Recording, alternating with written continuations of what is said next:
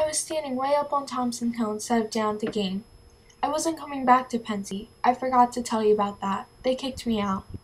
I kept looking down at the game and freezing my ass off, only I wasn't watching the game too much. What I was really hanging around for, I was trying to feel some kind of a goodbye. I mean, I've left schools and places I didn't even know I was leaving them. I hate that. I don't care if it's a sad goodbye or a bad goodbye, but when I leave a place, I like to know I'm leaving it. If you don't know, you feel even worse. I ran and then I waited a second till I got my breath. I'm quite a heavy smoker for one thing, that is, I used to be. They made me cut it out. Another thing, I grew 6.5 inches last year. That's also how I practically got TB and came out here for all these goddamn checkups and stuff. I'm pretty healthy though. It was pretty nice to get back to my room. I put on this hat that I bought in New York that morning. It was this red hunting hat with one of those very, very long peaks. Then I got this book I was reading and sat down in my chair. Anyway, I put on my new hat and sat down and started rereading that book when I heard someone coming. I knew right away it was Robert Ackley, this guy that roomed right next to me. He hardly ever went anywhere. He hated everybody's guts.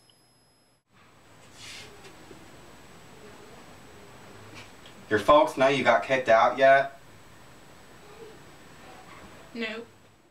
All of a sudden the door opened and old Stradlater barged in a big hurry. Stradlater was madly in love with himself. He thought he was the handsomest guy in the Western Hemisphere. Guys like Stradlater, just because they're crazy about themselves, they think you're crazy about them too. And they think you're just dying to do them a favor. It's sort of funny, in a way. Going out tonight? I don't know, why? How about writing a composition for me? You know, for English? I'm the one who's flunking. Yeah, I know. The thing is, though, I'll be up the creek if I don't get it in. What's it on? Anything descriptive. Son of a bitch Hartzell thinks you're a hotshot in English and he knows you're my roommate. So don't stick all the commas and that stuff in there.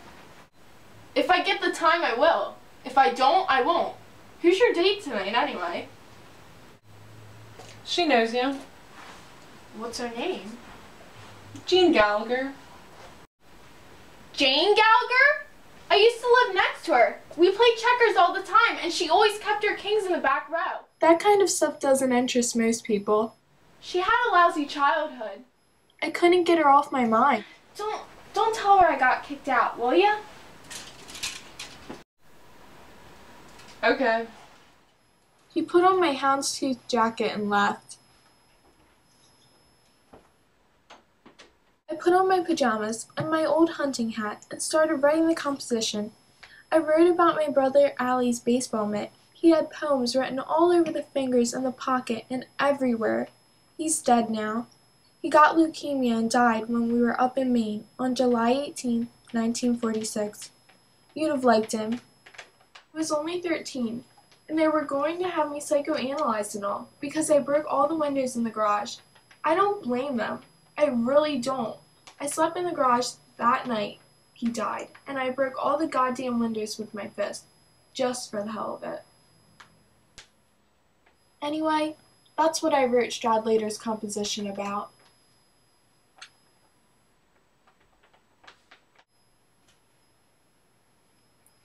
Stradlater asked me if I'd written his goddamn composition for him.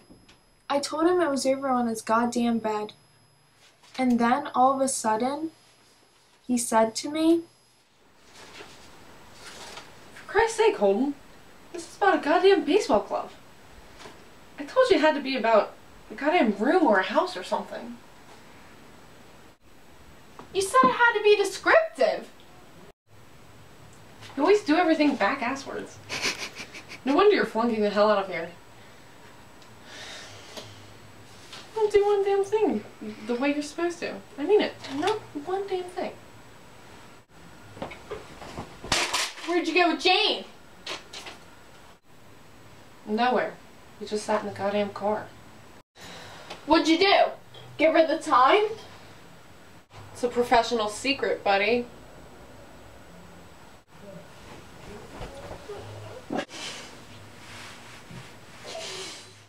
Anyway, the next thing I knew, I was on the goddamn floor and he was sitting on my chest.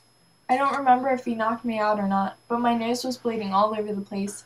I went over and took a look at my stupid face in the mirror. You never saw such gore in your life. All of a sudden, I decided what I'd really do. I'd get the hell out of Pensy right that same night and all. I decided I'd take a room in a hotel in New York. I was sort of crying. I don't know why. And then I yelled at the top of my lungs,